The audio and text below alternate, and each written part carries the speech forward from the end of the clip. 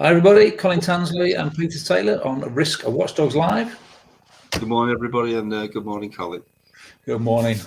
Okay, so it's our weekly update. We're going to run through a few things about cyber and fraud. Normal format applies. We won't keep you long, but what we're trying to do is just keep you aware of what's going on out there. Over to you, my friend. Okay, yeah, the purpose of Risk Watchdogs, as always, is to share knowledge, raise awareness in relation to cyber and fraud issues, and to hopefully help with crime prevention. That's what we're here for. Okay, so from my perspective this week, just three things. Most of them dropped out of the cyber bites on Monday. First one was Telegram. So for those of you who don't know what Telegram is, it's a secure messaging app.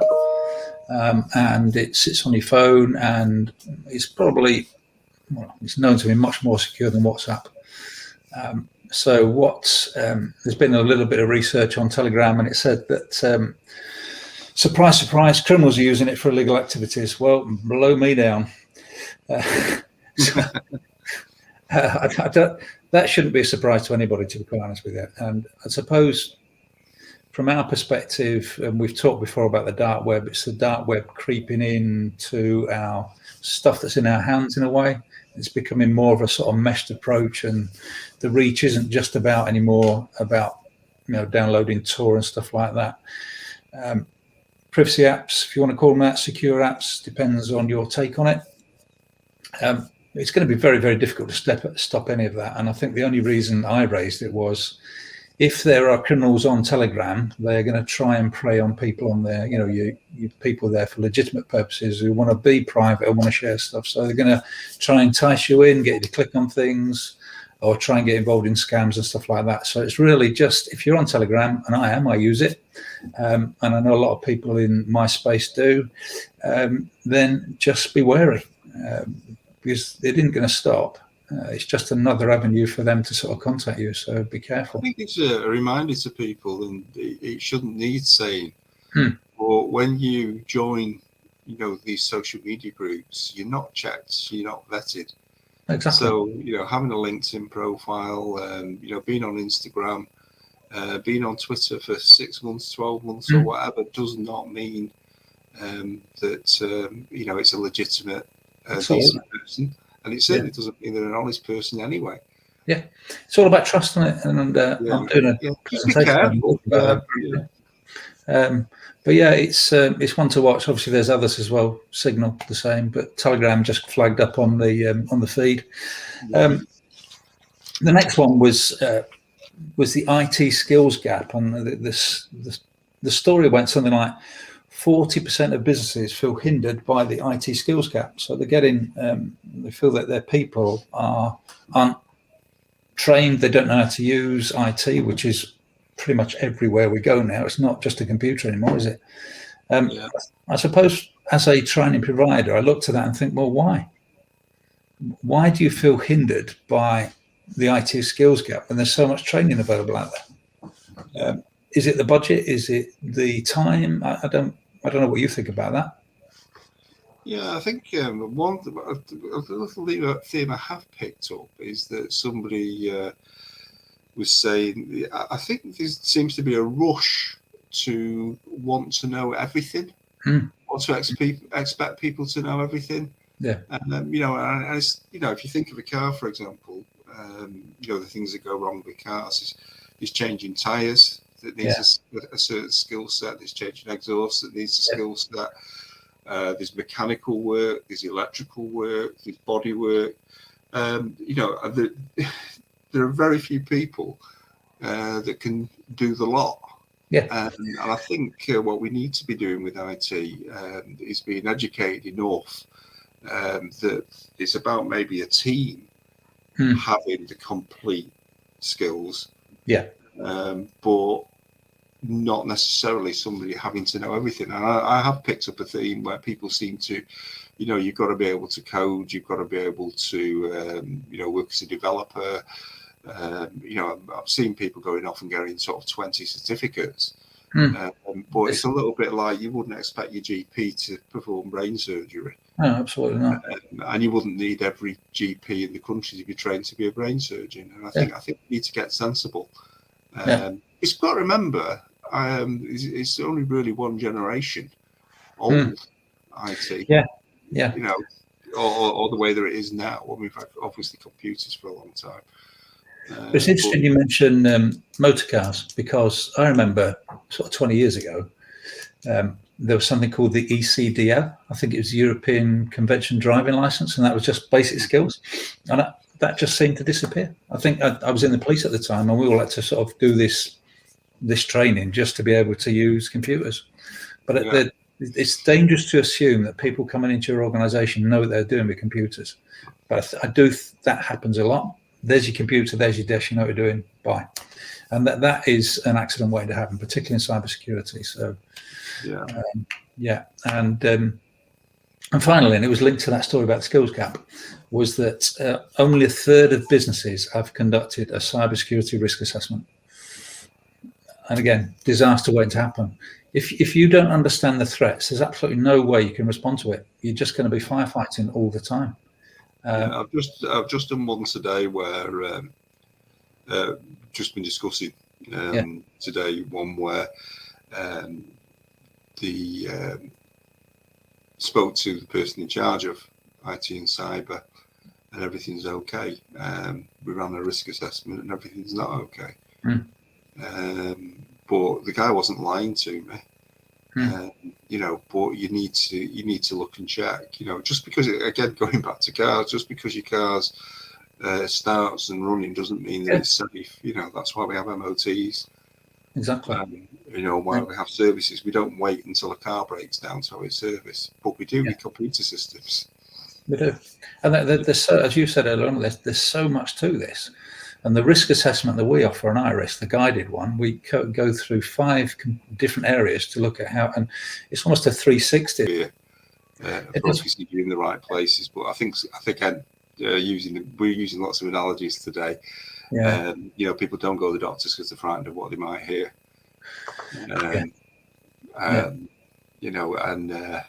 I think people do that perhaps particularly with cyber and technology.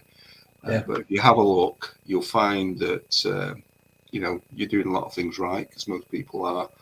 But the things that you're missing, just in a review with somebody, and the quick wins will take 5 or 6 days. Yeah, they will. And will last them, for 5 or 6 years, perhaps. Yeah, they'll have longevity without a doubt. Yeah. Just doing the simple stuff, but and you get a report after that, and it's your action plan. So get in touch if you think we can help. And I have to say, Peter's got a fraud risk assessment as well, which is very good. Okay. So over to you, my friend. You're going to talk about communication.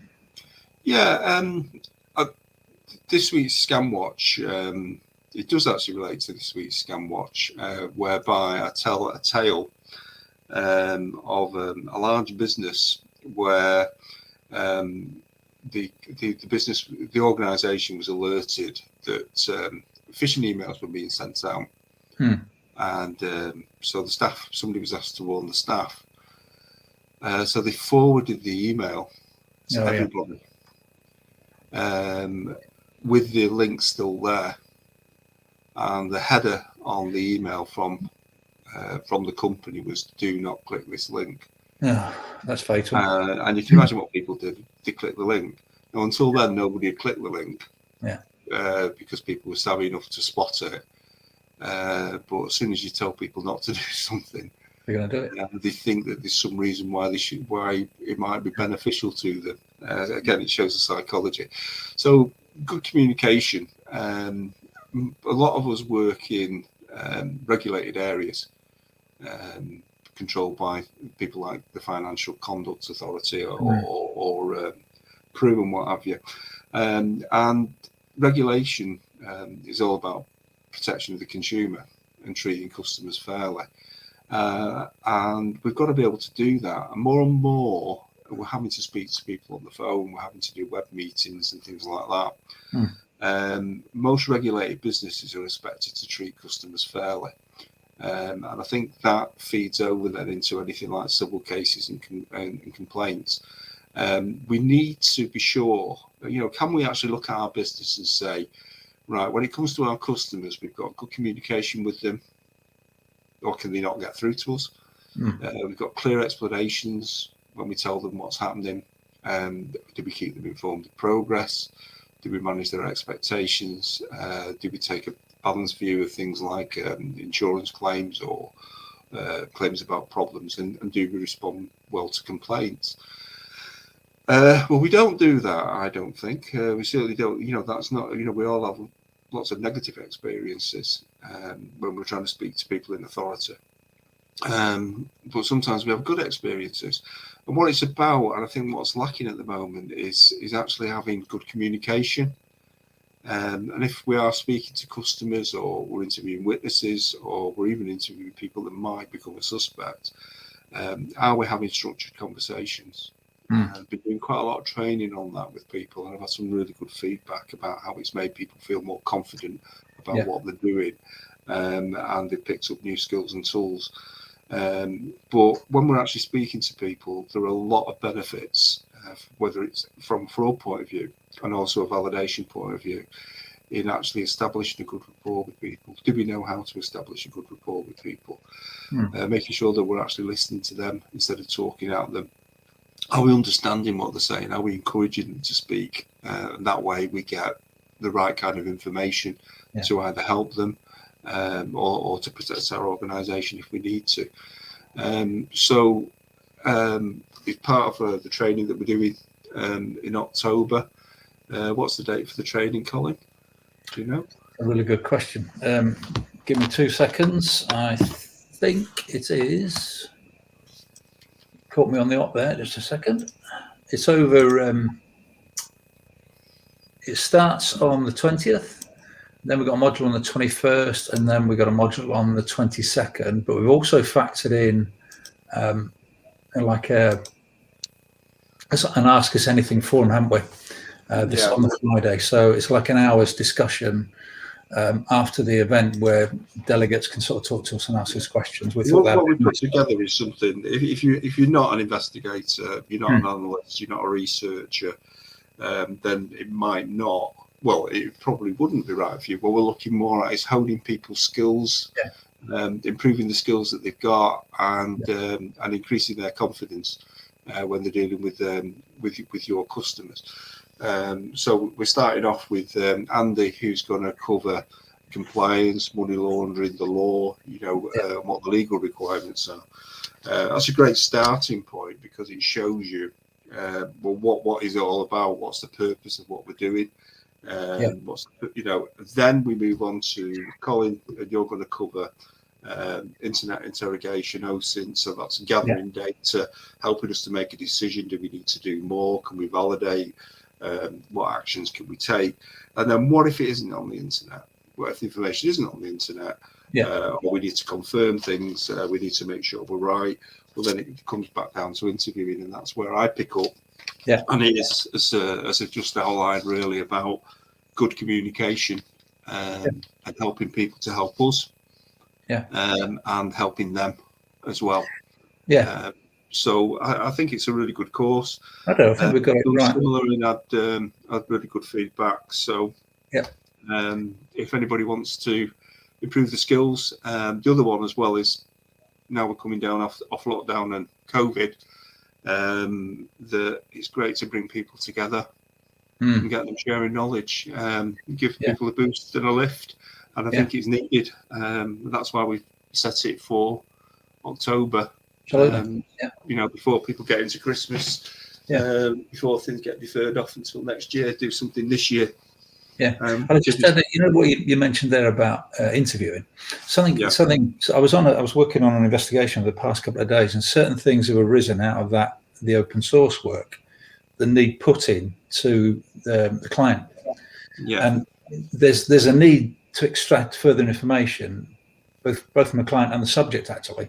So the interview skills actually fits quite neatly with that, because that happens a lot, that you find anomalies during the course of your inquiry and think somebody's going to have to ask somebody about this, because it's not standing up. So I think it's a cracking set of content, and the ability to sort of get and we're limiting delegates as well on it, so we haven't got a massive group. There's only 10 people.